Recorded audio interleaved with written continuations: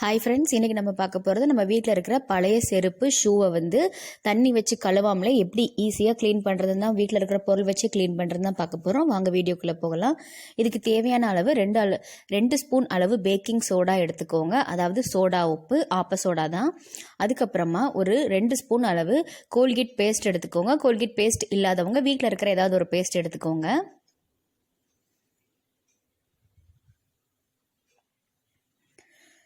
இப்போ இது ரெண்டையும் மிக்ஸ் பண்ணுறதுக்கு ஒயிட் வினிகர் எடுத்துக்கலாம். வினிகர் இல்லாதவங்க வந்து ஒரு அரை லெமன் எடுத்துக்கலாம். லெமன் எடுத்துகிட்டு லெமன் ஜூஸ் அதில் பிழிஞ்சு விட்டிங்கனாலும் உங்களுக்கு இதே மாதிரி நுர வரும்.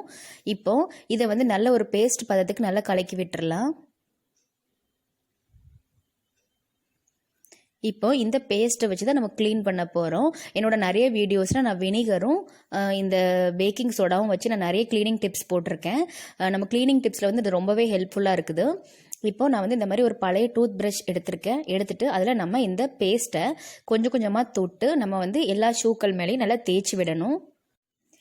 எந்தெந்த இடங்கள்ல வந்து அழுக்கு அதிகமாக இருக்கும் அந்தந்த இடத்துல வந்து நல்லா தேய்ச்சி விட்டுறலாம்.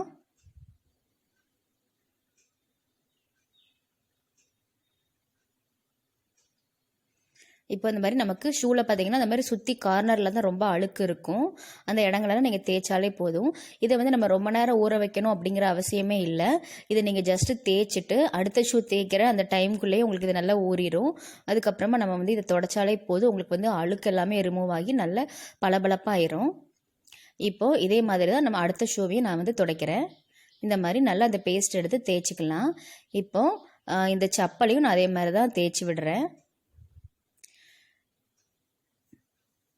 நம்ம வந்து ஷூ மட்டும் இல்லை, செப்பலுக்கும் இதே மெத்தடை ஃபாலோ பண்ணலாங்கிறதுனால தான் நான் ஒரு செப்பல் எடுத்து அதையும் இதில் வந்து தேய்ச்சிருக்கேன். இங்கெல்லாம் அழுக்கு உங்களுக்கு இருக்கிற மாதிரி இருக்கும், அந்த இடத்துலலாம் நல்லா தேய்ச்சிக்கோங்க.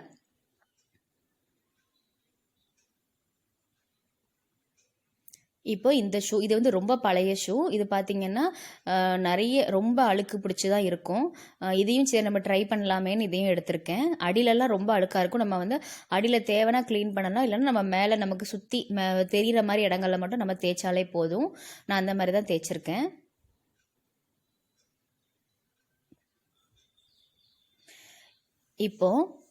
இப்போ வந்து ஒரு ஈர துணியை வச்சு நான் வந்து இதை துடைக்கிறேன்.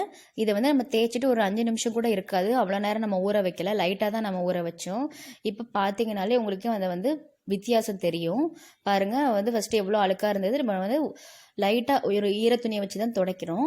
இப்போது அந்த ஷூவையும் இந்த ஷூவையும் பாருங்கள், இப்போ எவ்வளோ டிஃப்ரெண்ட் தெரியுதுன்னு. இது வந்து ரொம்ப ஒரு ஈஸியான மெத்தட். இதை வந்து நம்ம யார் வேணாலும் ட்ரை பண்ணி பார்க்கலாம்.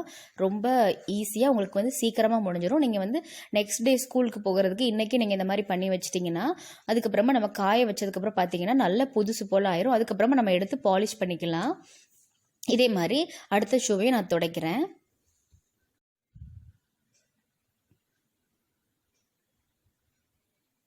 பாருங்கள் எவ்வளோ பளபளப்பாக ஆயிட்டுருன்னு. இப்போ அடுத்து செருப்பையும் அதே மாதிரி தான் ஈர துணி வச்சு தொடச்சிக்கலாம்.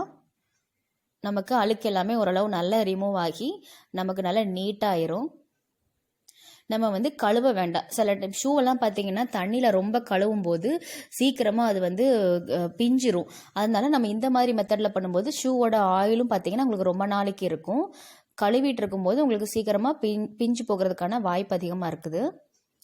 இப்போது இந்த ஷூவையும் நான் அதே மாதிரி தான் ஒரு ஈர துணி எடுத்துட்டு நல்லா தொடச்சி விடுறேன்.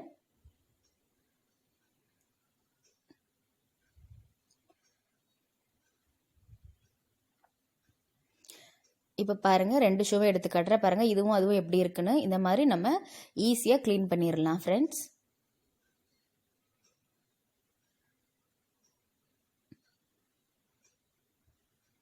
இப்போ எல்லா ஷூவையுமே நம்ம தொடச்சிட்டோம். இப்போ பாருங்கள் ஃப்ரெண்ட்ஸ், எல்லா ஷூ செருப்பு எல்லாமே பார்த்தீங்கன்னா உங்களுக்கு எவ்வளோ க்ளீனாக இருக்குது. நான் வந்து வெளியே மட்டும் தான் பண்ணியிருக்கேன், அதனால் உள்ளே உங்களுக்கு வந்து அழுக்கு தெரியும். உள்ளே நான் வந்து பண்ணலை. இப்போது இதே மாதிரி நீங்களும் ட்ரை பண்ணி பாருங்கள். இந்த வீடியோ உங்களுக்கு பிடிச்சிருந்துச்சுன்னா மறக்காமல் நம்ம சேனலுக்கு சப்ஸ்கிரைப் பண்ணுங்கள். தேங்க்யூ.